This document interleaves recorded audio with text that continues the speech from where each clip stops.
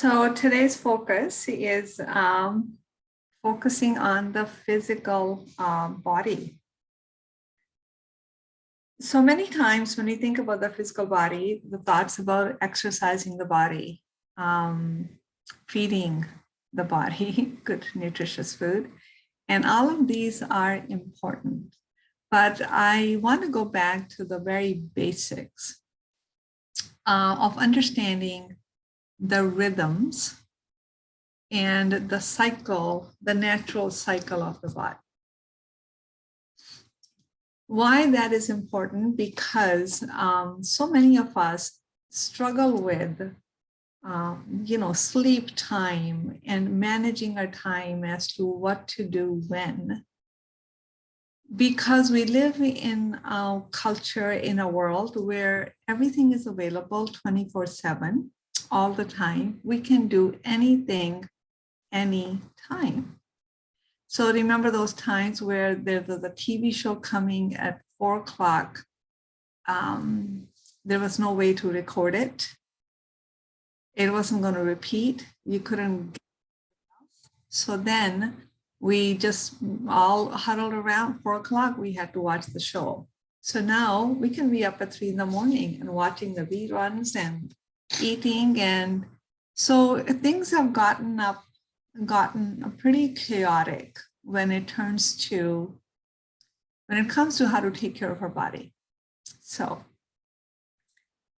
regardless of the times that we are living in, regardless of the fact that we can do anything, anytime, all the time, our body works the same way as it did when this culture was not there. And also the truth of, doing anything, anytime is we actually end up doing nothing because the space is so wide open. We can do whenever we want. And actually, we never end up doing it unless we pin down the time, unless we commit. So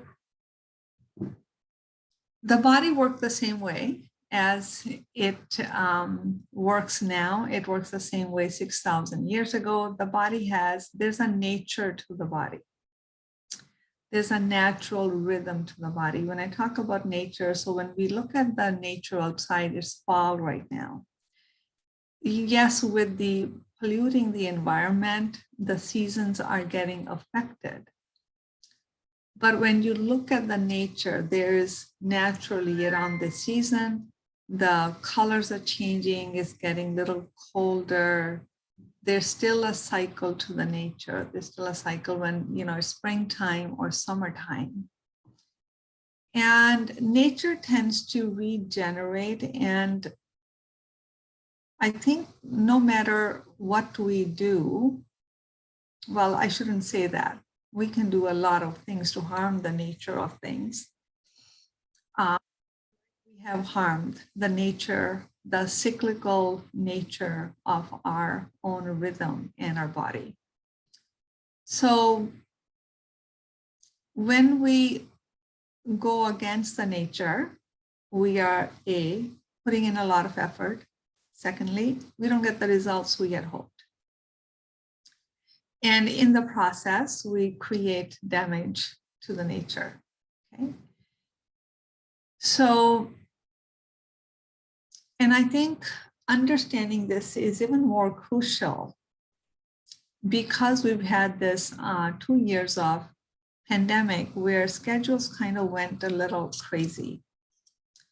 People lost track of, they didn't need to get ready to go to work. They didn't need to leave the office to go get lunch. They didn't close the computer down and go home. Here, the computers were everywhere, in your kitchen, living room, bedroom, bathrooms. And at nighttime, at daytime, at midnight, God knows what. So it got really convoluted. So hence, hopefully it made us realize when we were left in utter chaos without any schedules or timelines, hopefully it made us realize the importance of some sort of a schedule or a guideline. So I'm not a this schedule person like at 12, of course, when I have appointments like this one, I have to show up. But other than that, I show up, but I go more with the flow. But even to go with the flow, I cannot be sleeping during the day because then I will miss the flow of the day. I have to be awake, right? So yes, the flow is important, but do you understand where you are allowing the time to flow? So it is really important to understand when to do what. It's very basic, but I think it's something that we have forgotten. So let's just look at night and day. Towards the evening time, when you look in the nature, birds go hide in the trees. You can hear them chirping, and then after a while, they're quiet because they're going to sleep. Sunsets to give you the natural dark. And there's a slower energy in the evening time, prompting us to slow down. So you want to look at your schedule from 6 or 7 afterwards till you go to sleep. What is your schedule like?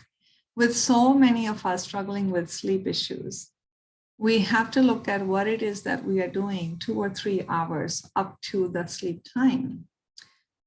Is that when we take on a new project? Is that when we think we're going to go paint the house? Is that when we take on difficult conversation to try to resolve them? And if you anticipate that they're not going to be resolved in one sitting. And how much of that time you are spending eating? Are you eating really close to bedtime?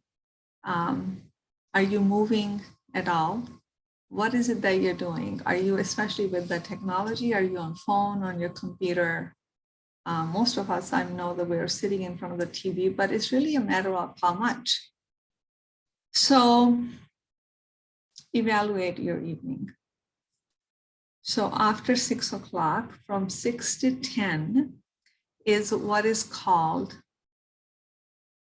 the Kapha time of the day. So Kapha is a slowing down. So are you slowing down during that time? So I'm not talking about, being rigid, like every night it has to be like this from 6 to 10. No, we cannot, we are not robots. So if there's something that you have to do, something comes up, there's a social event, like on the weekends, things like that, that's a totally different thing. But I'm trying to teach you guidelines. So are you slowing down from 6 to till you go to bed? Okay. So now let's go to before 6, from say 2 to 6 is what's called like the Vata time of the day, which means that the predominance of air and space element is there. So what does air do? Air moves things. Air goes here, it goes there, messes up your hair. And space is needed for everything to happen. Space allows creativity. So 2 to 6 is a great time to write, to do something creative, like to do a project that you are doing, to sing, if that's what you like to do, and to really focus on your work, because you get a lot of creativity. Your mind is more clear because of the air element. So you want to do that. Now let's go back to 10 to 2. 10 to 2 is also the Pitta time of the day. Pitta is very intense time. Pitta is heat and water. So heat gives us the dynamism, the source of dynamic activity, which means that I can move around a lot. I can be really focused, and I can really get those high intense things that I know what I have to do. I'm going to do this, this, and this. It's ready. I'm going to go ahead and go do it. 10 to 2 is that time when our digestion is strongest. So it's a good idea to eat your largest meal during that time. What we generally tend to do, because of the work culture, we tend to skip lunch or just grab and go, and then we reverse it. We actually eat the largest lunch meal when we come home because our lifestyle is built around that. Until I teach people to, yes, you can take thermos lunches, yes, you can get a hot lunch, you can figure out where you really want to, during that time, have a satisfactory meal. Now with the work culture changing, I think that probably is more and more happening. People are going back to the basics. People are going back to the nature and how nature works.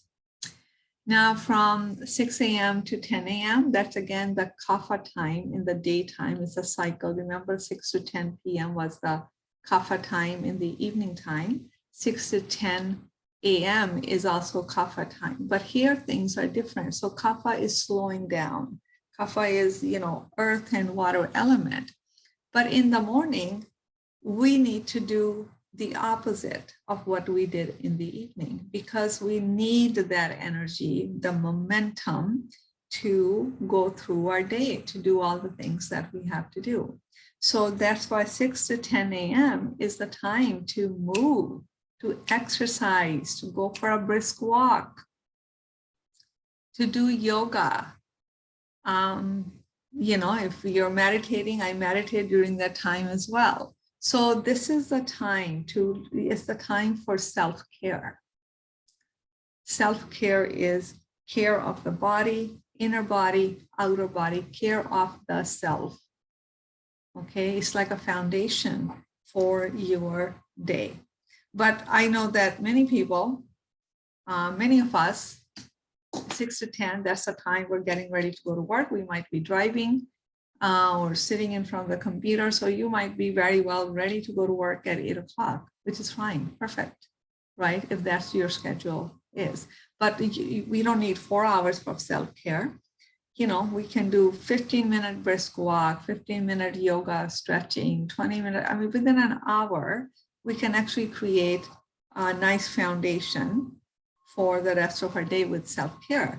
If you don't have an hour, you definitely can do it for half an hour. Begin where you are. Maybe you just take 5 minutes before you jump out of bed. When you get up, maybe you just sit on bed and just take 5 minutes. Take a little quick assessment or an inventory of your body. Take an inventory of your mind. Take an inventory of the energy. Like, how are you feeling? What is your energy like? What would you like this day to be? Set a little gentle intention.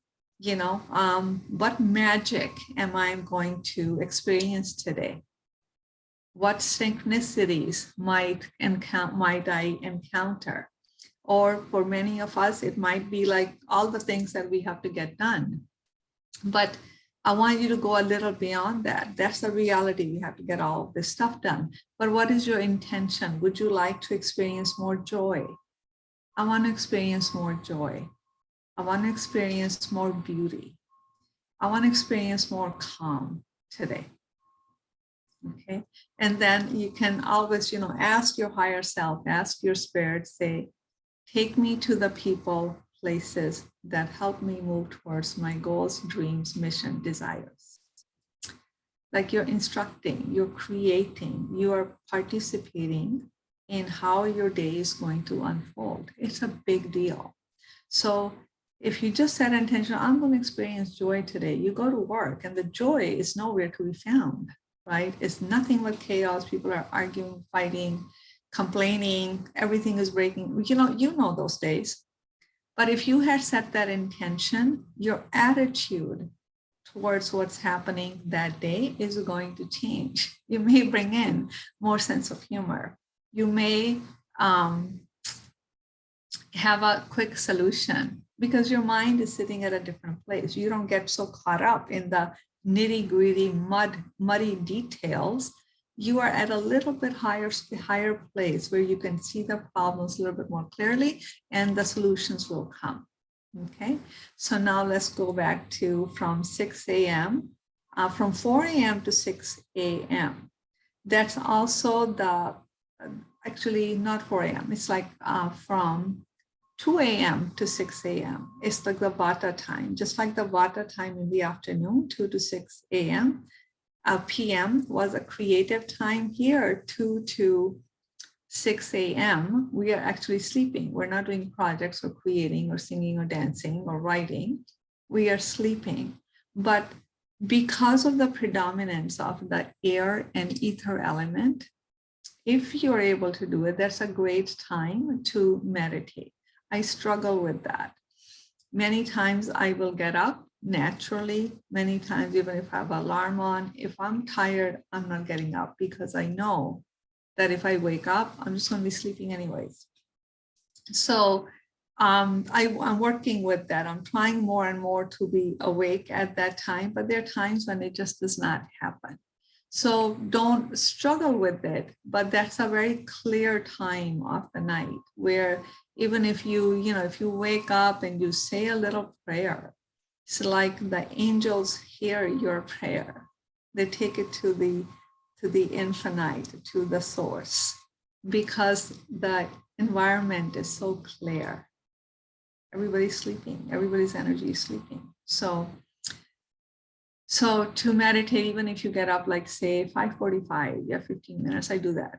5:45, I have 15 minutes. So I actually dip into that momentum of the Vata time. I dip into that momentum of the air and earth element. So there's a heightened amplification of whatever it is that I am experiencing at that time.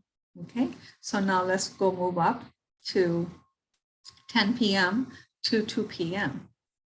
So 10 p.m. to 2 p.m. is again the Pitta time, where the fire and water element, mostly fire, is high. There was a time during the day when we use that time to, the digestion is at the peak. We are having the larger meal at that time. But at nighttime, what you're doing is, if we do not sleep past 10 o'clock, because of the time of the night that it is, eventually we're going to get hungry. 11 o'clock, we're going to get hungry because our digestion is so high. And that's when we get like that snack attack. It's like, oh my God, I'm starving, because you're awake. Then you start eating. So, and that happens sometimes, but I'm talking again, general guidelines.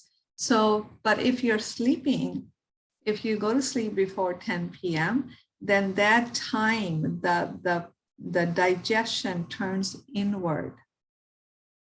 It turns inward. It cleans your digestive tract. It digests everything that has not been digested. It does the inner cleaning. That's why when you sleep that way, you wake up in the morning, your face looks better. So because that's a beauty sleep, because the body did the work for internal cleanse. But when we do not sleep at that time, we get awake, we eat, then everything is just going to digest the food, not to clean the previously eaten food. So you can, you wake up in the morning, there's swelling in the eyes or the face, and you just don't feel yourself. So it's not necessarily, well, I slept in till 9, 10 o'clock, 11 o'clock. Yes, the quantity is there, but the quality matters. It's not the same sleep after 2 a.m. in the morning than it is at 10 p.m. at nighttime. It's not the same quality of sleep. So what happens is, when we are just thinking asleep in terms of hours, well, I slept till 9 o'clock. That's why I stayed awake, because I know I could sleep in. You will notice the entire day kind of changes. You're off. You're not as focused, because now you're trying to catch up, because the world is awake. The world is awake. The energy is awake. Everything is happening, and you woke up at this time. You're now trying to catch up, and that can happen. That's kind of like sometimes a write-off day. It's like, just be slow, just do whatever, ho hum, just relax, if that's what happened, if you're able to do that. So, and sometimes we do stay up late, and then we end up sleeping in late. So of course, sometimes every now and then, we're not robots, life happens, but in general. So if you go to sleep by 10 p.m., you're going to get a good quality sleep. That's the ideal, that you wake up around 5:30, whatever, and we go. So that's the daily, the rhythm of the cycles of our body.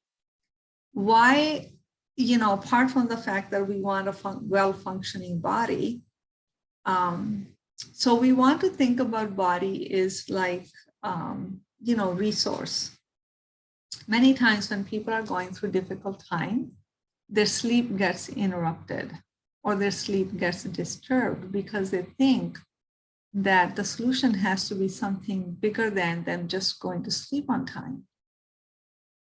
So when we are not putting the body in its natural rhythm, the stress on the nervous system remains. It does not get dissolved. Our immunity drops down. Our digestion doesn't work. Our brain function doesn't work. And we feel fatigued more often. And imagine doing that chronically. That's chronic fatigue syndrome.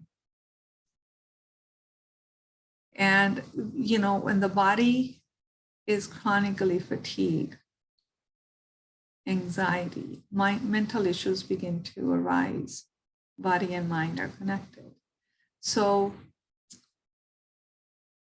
putting the body in its natural rhythm and honoring the rhythm and resting the body is like money in the bank. It's like increased immunity. So when you get sick, because you're always rested, you take care of the body, your immunity is strong, and the body can, without any struggle, can totally take care of it. And so when you look at like the immunity of our world, collective immunity with the COVID and all the cases that were going on, a lot of it was because the state of everybody's health got revealed, right?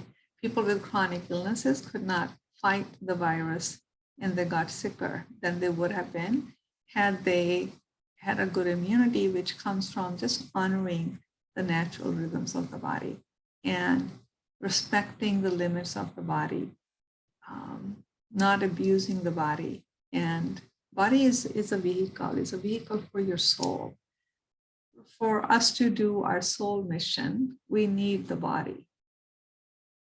The body carries the soul. If the body, the container isn't working, nothing else will work. So the takeaway from today is I want you to, just like with the mind, we're just assessing things, we're becoming aware. I want you to assess your rhythm. I want you to assess your schedule. Honestly, you have to do it for a week till we talk about the body again. Assess your schedule. Look at when you're eating, when you're resting, when you're at your most creative, when you're working, when are you socializing, what are your sleep hours, what is the quality of your sleep. So these are the questions. So take a journal, write down, 7 days, going to bed, waking up, lunch, meal times, write it down, and write down how do you feel. Meal times, work time, play time, social time, whatever it is included in your day. And on the side, write a little comment on how is it that you're feeling. How does your body feel most of the time? Do you feel you have enough energy to carry on through the day? Do you feel or you feel fatigued all the time? Are you struggling with the body? You're struggling with the energy to do the things that you need to do. So enjoy this. We'll find out, how you did. Feel free to email me your questions. And I look forward to seeing you at the next session. Thank you, everyone.